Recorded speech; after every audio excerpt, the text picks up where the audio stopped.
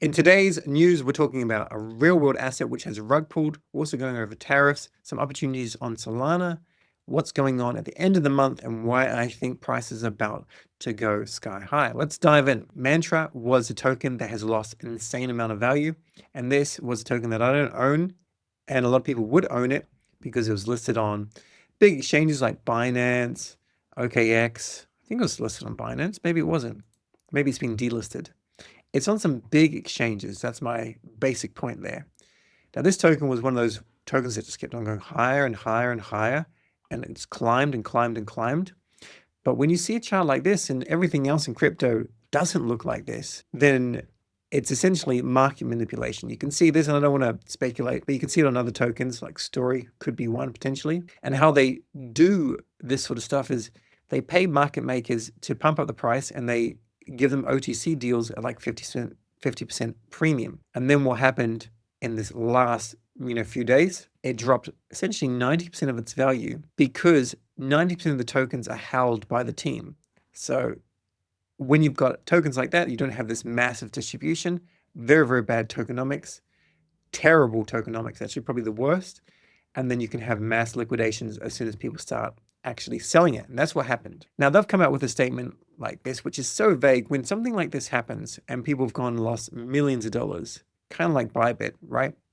With the Bybit hack, you need some sort of proper transparency. And they did not have proper transparency. It's triggered by reckless liquidations, not anything to do with the project. There are titles out there that are getting lots of traction and quite clickbaity in a sense, talking about over 6 billion extracted on the level of Luna and whatnot. There are many red flags that have been ignored for sure. But basically, it's not like a Luna level thing. It's something I wouldn't go and touch though. Just in general, it's just to keep in mind, you have to be aware of tokenomics in the future. Essentially, they did an airdrop. They blacklisted over 50%, and they did a whole lot of shady stuff. And what actually caused this crash? Well, Look On Chain says before the crash, at least 17 wallets deposited $227 million worth of tokens into exchanges, 4.5% of the circulating supply. Keep in mind that 90% is held by the team. So this is basically, if the team's not going to sell, then half of all the circulating supply is coming for potential sell pressure. And according to Arkham's tag, 2 of these addresses are linked to Laser Digital, and they're a strategic investor in Mantra. And that's the data that they have. Now, the founder of Mantra, JP Mullen, comes out and says that no one, the team isn't doing anything, the advisors aren't doing anything, Mantra's investors. But I mean, the blockchain doesn't lie. Arkham says it tagged correctly, and that's what I'm kind of thinking is actually the case. So you got to be mindful of these tokens like this when they just keep on going up like this, or if they start to do lots of OTC deal trades. It's very, very competitive out there. BTC is getting the majority of the liquidity, and this is the kind of stuff that can happen. All right, next bit of news, we're going to talk about tariffs. Hate to talk about tariffs like this. I'd much rather just talk about crypto stuff, and maybe we'll go back to more videos where we're just doing tutorials. But right now, this is what is super relevant. China is choosing to escalate rather than de-escalate when it comes to the trade war, which is to be expected. I think China has the upper hand. It's seeming now, right now, that even if they have a lot of tariffs, yes, it will cost them dearly, but people will still go to China to build stuff because it's still cheaper than getting it done in the US. Also, and I've prompted Grok on this because there's so much stuff, there's so much tariff stuff right now that goes back and forth. It's hard to work out what is actually the case. It's like we had a bounce in the markets recently. We had a bounce because, things were kind of paused. And then now there's nobody off the hook.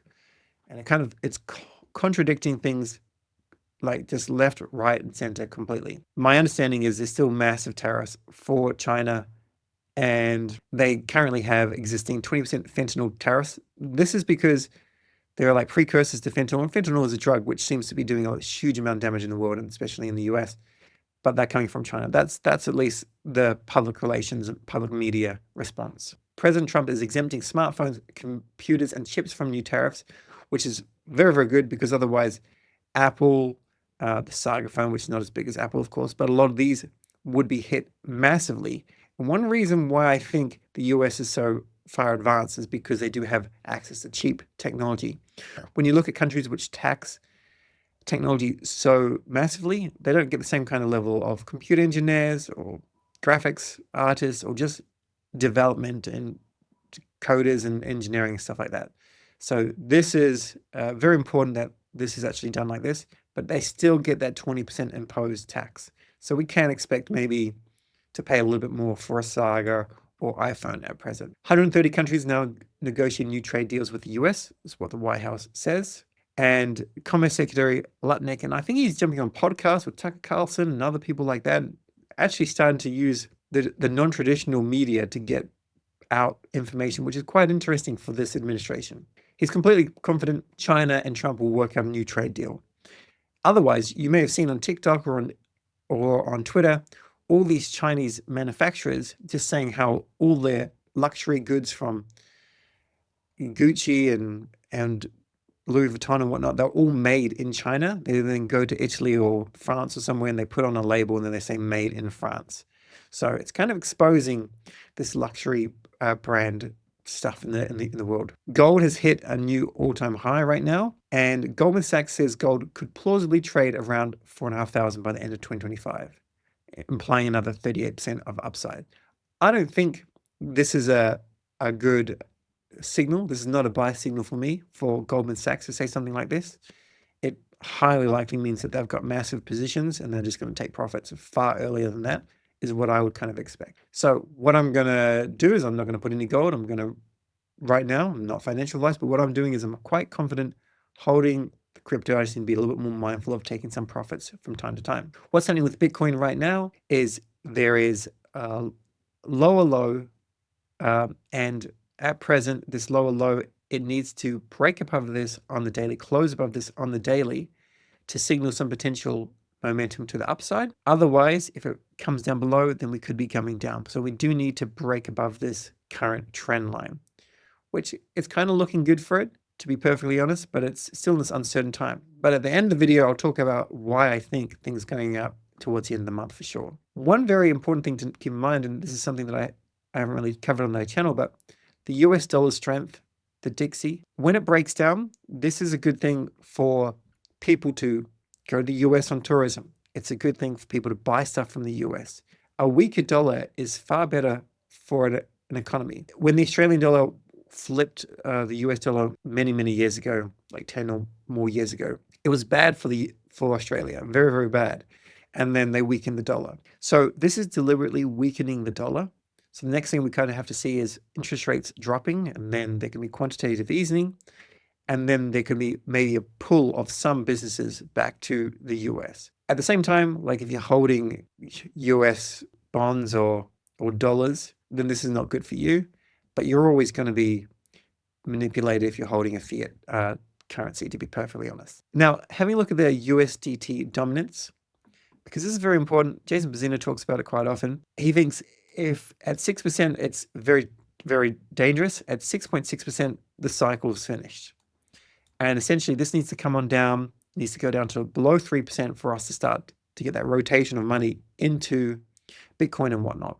And it's good to see, even though this is only on the 2-hour chart, but it's good to see since Wednesday, we have been falling. And when we start to see this go red, we see other markets go green. That could be a signal for you to put on a long if you're swing trading or something like that. Bitcoin, you can see this has happened as well. It went green on Wednesday as well. And even if you missed this first candle, which is highly likely, you're still slightly in profit holding to now, as long as you weren't using leverage that could have cut you out the next day. Solana has been looking far nicer though. Even if you miss this first pump up here to 120, coming from these levels to 130-ish, it's like a 12% go. So these are the settings that I've talked about many times. I'm not a professional trader, but this is what Katoshi's taught me. I've done multiple videos on it. You can try it out. It's a video worth watching. This seems to be a very good indicator with like a 90% success rate or something like that. It's not really meant for leverage. You can use leverage. It's more for like buy a spot bag, take profits on your spot bag, something along those lines. What I was mentioning before was Jason Bazzino talking about USDT dominance, and he's saying send it to 6.6 and get it over with. So we will watch it, because if it goes higher and higher and higher and higher, then it could be starting to be a time when we want to short the markets potentially. Because if that starts to creep up higher, a hedge could be worthwhile. but I'm pretty confident we've got plenty of time. I don't think anything's going to go bad that fast. Now, Blunts, who I cover sometimes, and he calls the top on Sol many times. He calls the top for the entire cycle, like it's all over Red Rover, it's gone. I don't know why he does this, because he's called the top on Sol like 5 or more times, and then we kind of start to make an all-time high. However, he does tend to be right on the short term. Like if you take away the stuff where he's talking about, okay, Solana is done, it's the cycle, that's it, it's all over Red Rover. If you take away that kind of stuff and just focus on the fact that like maybe the RSI is a little bit high, it is a little bit overbought, it could be a good time to take profits, that is probably a smarter move potentially. So you can follow some of his stuff. You can do whatever you like, of course, but in general, he can be right with the local tops. He just calls it all over Red Rover. So he's saying Sol looking very nice for upside, in my opinion, right now. And this was earlier this morning, and this is just compared to Bitcoin. So that's something to keep in mind. He did actually say Sol losing 220 is really bad, in my opinion. And by doing so, it's over. And we did come down very, very hard. So he got this right as well. So I'm hoping it's bullish that we are actually starting to come up closer to 200 again. Sol and ETH weekly close, the highest in history. Obviously, it went very, very dark, very, very down. And now we've got a little bit of a pump up, which is important. And just keeping in mind that like we're here playing on the blockchain ourselves. Of course, some people will just be longing, shorting, and buying and selling. But Solana is still leading significantly. Of course, a lot of those transactions, the majority are validated transactions. But then again, with Tron chain, most of these are just like sending USDT from one address to another between exchanges or something like that. Near is a game. Base would be a whole lot of stuff. And surprising to see Aptos here, to be perfectly honest. Now, this is a very important reminder from Slog, and this is to reclaim a whole lot of Sol. Like, you've only got a couple of days, April 25th, and then they'll be automatically resized, and then all of that Sol will go to Metaplex. There's 55,000 Sol left to claim. This is across all NFTs, and you can just go to the website, and all it's doing is anything that's like one of the new NFT standards, they have extra Solana available for like data, but you don't need that. So now they're closing it, and they're going to take it because they still have permission to touch your NFTs. I think it's a PNFT. So instead, you can just close it. You can reclaim it. So make sure you just go through all your wallets and you just do it. You go and make probably $100 or something like that, just with that one bit of advice. Metaplanet has acquired some more BTC. I'm only going to mention it briefly. Same with Michael Saylor. They're putting this out there. This is what I still think is going to be a big catalyst to try and get more companies to adopt BTC, especially as the US dollar starts to go down in value. And that's what will start to bring more interest into crypto. So I'm pretty confident we're in the right place. In general, we've got a little bit of green. We'll have to see how things open with the traditional markets, but we've got some green, and that looks good. And our fair and greed is still very fearful down at 31. And I'm going to think that we're going to start to move to about here by the end of the month, beginning of next month. And I'll tell you why shortly. Trump meme coin. This was a token that I thought was good for DLMMing, and that was it. And then I got red pilled by some people on the live stream, and I started to accumulate more. This is a terrible token, terrible tokenomics. I have no idea what they're going to do with it. And I will be getting rid of all my Trump tokens. I just like the upside in it is so limited. And who knows what they're going to do with unlocking these tokens? Like, who's actually in charge of it? Is it Barron? Is there some other like kind of Kaislia Ventures group that's attached that's a bit rubbish? I have no idea. Flash Trade, they have their token coming live today. You can go and claim it if you have like a Flash Beast. I don't understand everything about the tokenomics, but I do know that 80% are going to the actual community. This is like the best tokenomics I've seen, but it's like about 10 or 12% available at token generation event. I'm not sure on that. I'll be able to cover it in the future video. It has already been minted. There will be a whole lot of hype about this token, and there will be copycats out there. So just be mindful. Do not go for a token like this. Flash Trade is a great platform. MetaProfit is spending the next month searching Asia and Middle East for the highest quality projects to launch on MetaDAO. MetaDAO has a launchpad, Mountain launch on it. It's something that's going to take off, and it's going to make a lot more projects a fair launch system. And I think this is what we need. And I think Meta Profit is like one of the best leaders in the space for this kind of stuff. Also, talking about this, the token DARK has been climbing and climbing. It was first mentioned to me like quite low, and it seems that Edgar from Mountain Capital has put a lot of effort into it. And what is being built is like a bit of a game, building dark games. This is called Dark Forest. I think this is based on a game that was around in 2020 to 21, which was using on-chain transactions, something that was very difficult to do on Ethereum or was done on another chain back then, but an EVM. They're building something. So I'm not saying go and buy the token because I don't have any of the token right now. It could be a good thing to DLM, but what I'm saying is I'm going to cover it and just see what's building with the game. There's games happening out there like big tech on Abstract, which are just, Ponzi's, like many things out there. But I think more and more stuff that gets built, this will start to launch a really favorable game in the future. And this guy's just been working hard, like 18 and a half hours just coding, just goes out to eat a meal, is on the laptop coding. So I think people are noticing this. I'm not saying speculate on it. I'm just saying it could be a fun game when it comes out. We should give it a go. People are asking me as well, why is DeFi Dungeons going down? I still like the game. I definitely do. I would say they're not launching enough new features. They're not rolling out fast enough. Keep in mind that a lot of people got this for like $200 pre-sale. And when it started to not be as fun, they're just selling it. They're selling it and they're selling it still a little bit of a profit, or they were. I'm hoping it does a lot better. I think it's a worthwhile game. The gold price is also below 1 cent. So this has been pushed down heavily as well. What's happening right now is Solana Economic Zone in Dubai. This is for like founders, VCs, and it's invite only. But if you're in Dubai, and a lot of people flocking to Dubai for this, then there's a whole lot of cool stuff happening. They are streaming some stuff sometimes on their Twitter, but I had a little bit of a delay with the stream. It wasn't working perfectly. But if you can try and catch some of this, that would be worthwhile. Now, the final thing before we get into ending the video is, why do I think things are going to start to look up very, very heavily? There's some videos and there's some research I'm going through myself in terms of like M2 money supply, which I'll get into once I've finished that research. But the tariff news, the tariffs are going to keep on coming, but it's kind of going to be like China banning Bitcoin.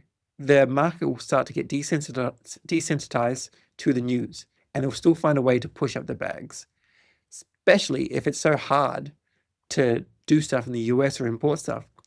Money will probably find a way into something like crypto by following the companies that are buying Bitcoin and stuff like that. That's the overall thesis, but specifically, it relates to the number of events that are happening in Dubai right now. It gives me vibes of what happened in Singapore last year. So we've got this, which I'm unsure how many people are going to be there, couple of hundred, whatever, but there'll be stuff on the timeline. Alex Scott, who leads Super Team UAE, I think he leads Super Team UAE. He's just putting out a lot of posts, getting a lot of engagement, and Solana is doing very, very well. But that's not the biggest thing that's actually happening. This won't be all of the events, but we've got the Solana Economic Zone in Dubai. Then there's a Dubai AI and Web3 Festival later in the month. There's a staking summit. I'll be at the staking summit in Dubai.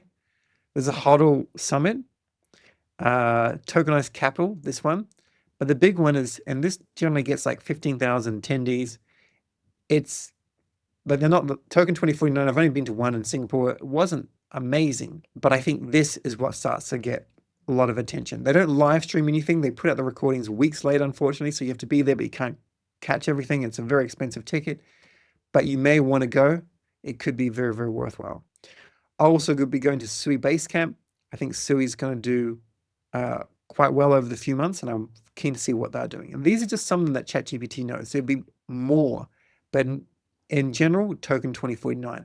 Remember, Breakpoint isn't happening until December this year in Abu Dhabi, and I will be there. The reason why I think this could be a good time to maybe get into some spot positions, this is certainly not financial advice. You need to look at other things that are happening in the macro news. You have to look at the RSI, and in general, like for example, Fartcoin RSI is very, very high, which means if I held some, I would take a little bit of profit to buy back a little bit lower, potentially, even though it can go higher. But if we kind of zoom out 1 year, right? Zoom out 1 year all the way back to September. So the beginning of September, like you have to look a couple of weeks before things happen. So Sol's like 125, and then this is when we start to have Breakpoint and Token 2049, and then we end at like 155, and that's just Solana. We can pull up BTC, Sui, near all the bigger tokens. They tended to go very well. Things like Camino, Drift, things that were specifically talked about in Breakpoint, they also did very, very well. But in general, I think Token 2049 is going to show that there's still a lot of stuff because we are a new nascent technology. It's news. There'll be more stuff on the timeline, and I think that will kind of push things up. So I'm not saying you should do anything, but at this time, I'm going to be looking into putting in some low leverage longs with some cross margin, and just see how we go. Put them in, not be too greedy. See if I can fund my Dubai trip, just as a little bit of an idea. So that's my thesis. You don't have to put on a long. You don't have to do anything that you don't want to. I'm just seeing that things are going to lift up. There's going to be positive news. There's going to be unveilings. And although it won't necessarily be Solana related, there will be quite a few things that will lift up other projects in the ecosystem, and Solana and Sui, and anything that you may be interested in could potentially follow. Similar thing happened with Jupiter at Cat Symbol. Now we're talking Token 2049 and other things that start to lift up things. So that's my kind of idea of how things are going to go. You let me know yours. Thanks for watching. Make sure you hit the subscribe button and check out these 2 videos over here so you can find out more stuff. And of course, stake your soul with validator.com.